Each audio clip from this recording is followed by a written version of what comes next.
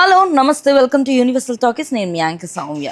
So ఒక 10 సంవత్సరాల పాటు తన పెళ్ళి అవ్వకముందు ఒక ఆరాని, ఒక లెజెండరీని తన కెరియర్లో చూపుకుంటూనే రకరకాల సినిమాలతో, కథలతో కూడా సంబంధం లేకుండా ఎన్నో సినిమాలు చేసి బ్లాక్ బస్టర్ హిట్స్ అందుకుంటూ కూడా అందాల తారగా నిలిచింది నటి సమంత. సో ఆఫ్టర్ మ్యారేజ్ తర్వాత కొన్ని వివాదాలు రీత్యా అండ్ మీడియాలోకి కానీ లేకపోతే సినిమాలోకి కానీ రాకపోవడం, అండ్ ఆ తర్వాత కేవలం హీరోయిన్గా మాత్రమే కాకుండా ఒక ఆంటర్ప్రెనర్గా అలాగే బిజినెస్ ఉమెన్గా కూడా ఎంతో మంచి పేరు సంపాదించుకుంది. సో ఇప్పుడు మళ్ళీ సినీ రంగంలో తనదంటూ చాలా తక్కువ కథలను ఎంచుకుంటూనే ఒక ఎంపిక కలిగిన కథలతో మాత్రమే మన ముందుకు వస్తూ ఉంటుంది. అండ్ రీసెంట్గా కూడా శుభం అనే ఒక సినిమాతో ట్రలాలా అనే ఒక ప్రొడక్షన్ హౌస్ని కూడా స్థాపించి బ్లాక్ బస్టర్ హిట్ అందుకుంది నటి సమంత.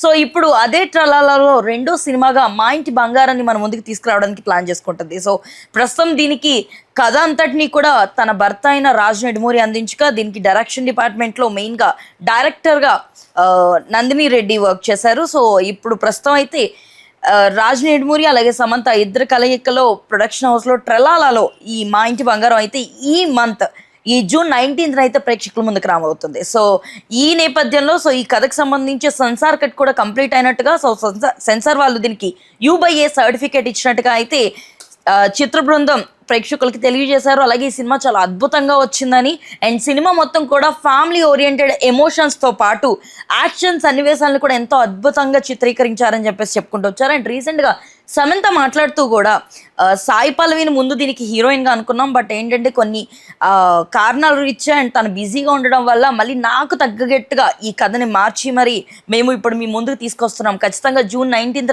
ఈ సినిమా మీకు నచ్చుతుందని కోరుకుంటున్నాం అని చెప్పుకుంటూ రావడం జరిగింది. అండ్ ఆల్రెడీ దీనికి సంబంధించి టీజర్ కానీ, ట్రైలర్ కానీ, సాంగ్స్ కానీ ఎంతో అద్భుతంగా ఆకట్టుకునే ప్రేక్షకుల్ని. మరి సమంత ఇలాంటి యాక్షన్ సన్నివేశాల్లో ఆల్రెడీ ఫ్యామిలీ మ్యాన్ 2లో చూసిన జనాలు ఇప్పుడు మళ్ళీ మా ఇంటి బంగారంగా ఒక ట్రెడిషనల్ లుక్లో చూడడానికి ఎంతో ఆసక్తి చూపుతున్నారన్న విషయం అయితే అర్థమవుతుంది. మరి ఈ ట్రలాలా పతాకంపై రాబోతున్న ఈ మా ఇంటి బంగారం సినిమా ఎలా ఉంటుందని మీరు అనుకుంటున్నారు? సో నందిని రెడ్డి డైరెక్షన్ మీద కానీ లేకపోతే రాజ్ నెడుమూరి కథ మీద కానీ మీకు ఎంత నమ్మకం ఉందని కామెంట్ సెక్షన్లో తెలియజేయండి.